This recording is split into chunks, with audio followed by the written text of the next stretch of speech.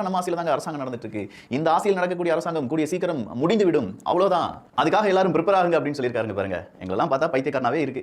56 வருஷமா ஒரு ஊருக்கு நீங்க பஸ் சர்வீஸே அனுப்பல சார். இந்த திராவிட கட்சிகள் 2 பேரும் மாத்தி மாத்தி ஆட்சி செஞ்சதுல 56 வருஷம் அந்த மக்களுக்கு பஸ் சர்வீஸை கேட்டு கேட்டு கேட்டு அந்த மக்கள் வெறுத்து போய் கடைசியா தாவிக்கு ஆட்சி அமைச்ச உடனே அவங்க என்ன செய்யறாங்க, கேட்கறாங்க சர்வீஸ் விடுங்க சார் அப்படின்னு சொல்லி. அந்த பஸ் 56 வருஷத்துக்கு பிறகு அந்த ஊருக்கு போயிருக்கு அப்படின்னு சொல்றது மாற்றமா இல்லையா?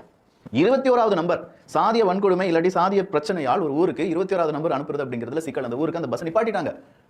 சாதிய சமூக நீதி திராவிட மாடல் அப்படின்னு சொல்லி மூச்சுக்கு 300 தடவை சொன்ன உங்களால் அந்த பஸ்ஸை மறுபடியும் அங்கே விட முடியல. தாவேகா அடுத்த கொஞ்சம் வந்த ஒரு மாசத்துக்குள்ளே அந்த பஸ் சர்வீஸை ஸ்டார்ட் பண்ணியிருக்காங்க அப்படின்னு சொல்லும்போது அது மாற்றமா இல்லையா? சட்ட விரோதமாக பார்கள் நடத்தப்படுகிறது என்றால் பத்திரிகையாளர்கள் நீங்க எங்களுக்கு இன்ஃபார்ம் பண்ணலாம். அப்படி இன்ஃபார்ம் பண்ணா உடனடியாக நடவடிக்கை எடுக்கப்படும்.